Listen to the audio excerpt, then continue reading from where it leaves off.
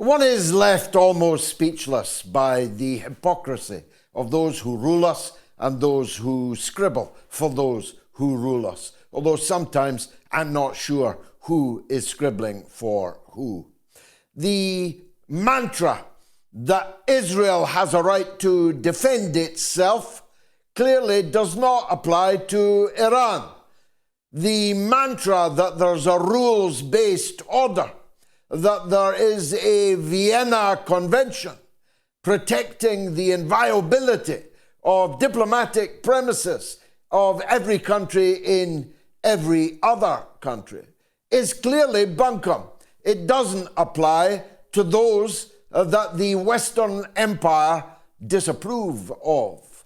Otherwise, every single Western government would have condemned Israel's blatant, brazen, in the broad daylight destruction of the Iranian embassy in Damascus. They would have done if it was anyone else, wouldn't they? They actually did in the same week do so when the mob in Ecuador sacked the embassy belonging to Mexico. They all condemned it. The rules-based order is one thing. The United Nations Security Council is quite another, because even the Security Council could not condemn this brazen act of piracy, which caused the deaths of at least 10 people in the Iranian embassy in Damascus. France, Britain, and the United States of America stopped the Security Council from condemning the Israeli bombardment of the Iranian embassy. If they had not done so, if they had condemned it, as they would have done for anyone else, as they certainly would have expected to have been done for themselves, then we might not be as we are this evening, on the brink of a conflagration from the Atlantic to the Gulf, and a conflagration that might very quickly escalate into a war between the superpowers. A war between the superpowers which would likely quickly escalate to a nuclear exchange, an exchange of nuclear weapons 1,000 times stronger each than the bomb detonated by Oppenheimer on Hiroshima and Nagasaki. Irony dies all over again. The Israeli spokesman, I've just read it, said that Iran dropped 60 tons of weaponry over Israel last night. Most of it, they say, they destroyed before it had any chance to do any harm. But the spokesman tonight says these 60 tons of high explosives would have been very dangerous for the population down below, could have caused, he said, enormous damage.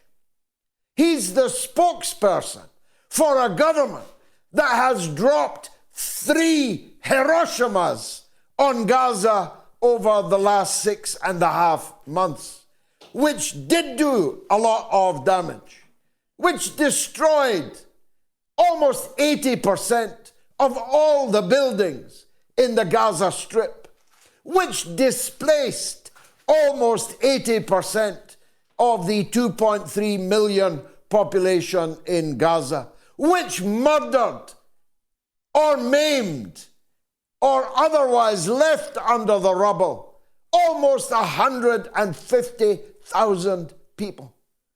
Killed, wounded, unaccounted for, disappeared under the masonry, some of their skulls and bones now being used, yes, used by Joe Biden's government to construct a pier that nobody asked for in the port of Gaza. The double standards involved are simply staggering. The G7 has unanimously squeaked like the mouse it increasingly is, that the attack on Israel last night by Iran represented a completely disproportionate, unacceptable escalation of force and risked peace in the entire region. That mouse, that rat, the G7, has not squeaked once about the mass murder taking place in the Gaza Strip. In fact, last night was the first night that there was no new dead Palestinian in Gaza of the entire 6.5 months. So at least Iran's attack had that benefit, that no Palestinian was bombed to death in an entirely disproportionate and 6.5 month long assault, which has become, according to the highest court in the world, a plausible case of genocide. So genocide is acceptable to our Western governments.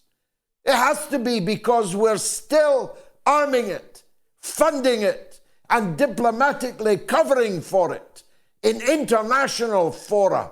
So genocide is acceptable. But an act of exceptional theatricality last night, conducted by Iran, which didn't kill one person. Not a single person was killed. No synagogue was bombed. No hospital was bombed. No school was bombed. No house was bombed. The only thing that was actually bombed was the military air base from which the F-35s that destroyed the Iranian embassy in Damascus took off, and where that plane is now stored. And I'll come later to the ordnance used and its efficacy, evident from the post-mortem of the event.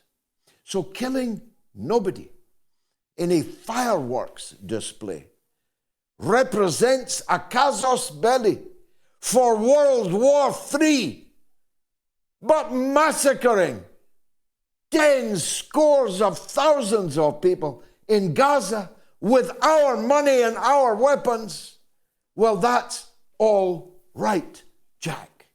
Well, you know, the tables have turned. Last night's event proved a number of things. First of all, it proved that, as George W. Bush might have put it, you've all been misunderestimating the Islamic Republic of Iran. You thought that its strategic patience was bluffing. You thought that it was all mouth and no trousers. Well, you're not laughing now, are you? Because what happened last night was that after a 2-week delay, Israel destroyed the embassy on the 1st of April, April Fool's Day. But who are the fools now, 2 weeks later? Iran waited for 2 whole weeks. It informed the United States and all of its neighbors 72 hours before the event that it was going to act. It had decided that it too had the right to defend itself, and that under Article 51 of the United Nations Charter, it had the right of self-defense and was directly going to exercise it. 72 hours is a long time in warfare. It gave everybody the opportunity to move their assets around out of sight, and for Netanyahu to scurry like a rat into the basement of the private home of an American billionaire friend of his in Tel Aviv. He was all right, Jack, Netanyahu. Having given 72 hours notice, The Iranians then gave more notice. They put up into the air a squadron of drones that took 5 hours to arrive over Israel, which allowed the scrambling of dozens of Royal Air Force jets from the United Kingdom, American aircraft, and Israeli aircraft, and significantly Jordanian ordnance to bring down a substantial number of those drones before they reached the target. Who knew that the British could stop bombs? Who knew the UK and the US could have stopped the bombs that killed the children over Gaza? They could have shot them down out of the sky. We now know, at least according to the thundering tabloid newspapers in Britain. But the drones were a decoy. The drones were deliberately intended to draw the fire, exhaust the fire, burn the money of Israel and its friends. And my goodness, what money was burned. $1.1 billion was spent by the American taxpayer last night defending the rat Netanyahu in his bunker in an American billionaire's home. The ordnance used by Iran cost $68 million. $68 million spent by Iran, $1.1 billion spent by Israel and its allies. By which I mean the American taxpayer, because of course Israel ain't going to pay for any of that itself. Now, what happened after the drones? Well, the drones that didn't get shot down were then battered away, according to Israel, who knows, to the tune of 99%, meaning 1% of the drones and the small cruise missile ordnance got through. But there's only so much iron doming you can do. First of all, it's extremely expensive. Secondly, it's in rather short supply. Thirdly, what goes up must come down. And such damage as was done inside Israel in that phase of last night was done by the collapsing Iron Dome anti-missile ordnance. But what came next was the real enchilada.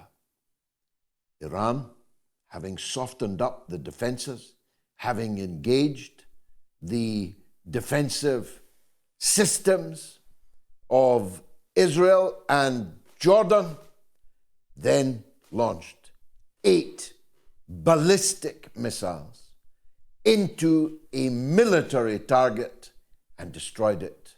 The very military airbase that had been used in the original attack on the Iranian embassy in Damascus, proving, 1, Iran has real, serious ballistic missile capability, and it only used 8 of them. It has 3,000 of them, and it has given thousands of them to its allies in the region. Isn't it funny? Iran has proxies. We have allies. Iran has allies that it has armed. And that's why missiles were flying from all parts of the Middle East last night. 8 ballistic missiles struck their target, were not intercepted, could not be intercepted, because these ballistic missiles fly so fast, fly so high, no system can intercept them. Bang, bang, bang, 8 times. They landed their missiles on the Israeli Air Force base, proving that Iran's got the ballistic capability and Israel doesn't have the defensive wherewithal in order to resist it. So, in a sane world, we would now have, yes, the end of strategic patience on the part of Iran, whereby it allows Israel to mount terrorist operations in its country, kill its diplomats, kill its soldiers, kill its visiting potentates from the government, and does nothing in reply. That era has ended. Iran's strategic patience has run out. And a balance has been reached, a strategic balance. In a sane world, that would be the end of it. Each side would know that there were lines that it could not cross. And there are signs that in Washington, that's what Biden is trying to achieve. At least that is what his people are briefing the media to that end. But of course, the political arithmetic inside the Israeli cabinet, about which we've spoken on here so many times, is such that it's very doubtful whether Netanyahu, even if he wanted to, could stop an Israeli response tonight or tomorrow. Whatever Joe Biden says, he's only the guy that pays for it all. He's only the guy that covers for it at the United Nations. It's not Joe Biden that Netanyahu has to worry about. It's Ben-Gvir and the other fascist warmongers in his cabinet that call the shots. And so it seems that the Israeli cabinet has decided that within 24 to 48 hours, it is going to hit Iran. And Iran has very clearly said that if Israel hits Iran, the Iranian response to that will be 10 times more severe than happened last evening. Now, project forward where all this is headed. Israel hit Iran many times, but hit Iran on April the 1st. Iran waited 2 weeks for Israel's allies to rein it in. They did not, so Iran hit back under the self-defense provisions in international law. If Israel now hits back against Iran's hit back, Iran will hit back 10 times more severely. Where does that end? It ends with the Straits of Hormuz blocked. As Iran proved just yesterday, it can do just like that. Seized an Israeli container ship in minutes. It can block the Straits of Hormuz, through which 40% of all the world's oil passes. Do the maths. As I said in the last show, you won't be able to buy petrol at $50, $100 for a gallon. You won't be able to buy it at all. The wheels of industry will instantly stop in Western countries. The allies of the United States, the allies of Israel in the Arab region, will be set on fire. Places that you know well, that you will have visited, maybe you've even got an apartment there, will cease to exist, will be wiped off the map. Any Arab collaborator with an Israeli attack on Iran will be treated as a belligerent and will be destroyed. Where are we headed here? We're headed for Netanyahu dragging Biden into a wide Middle Eastern war. But Russia has refused to condemn Iran's actions last night. China has refused to condemn Iran's actions last night. China and Russia are Iran's allies. Do you think for a moment that Russia and China are going to allow Netanyahu and Biden to destroy Iran? If you believe that, you'll believe anything. So when Iran, Russia, and China are in a war with Israel, the United Kingdom, and the United States, trust me, all the others will run away. All of them will run away. Even little Macron beating his corset earlier today. Even little Macron. It'll be Israel, the United States, and the United Kingdom against Iran, Russia, and China. Hold your children close, because that is World War III. Stay tuned, it's the mother of all talk shows.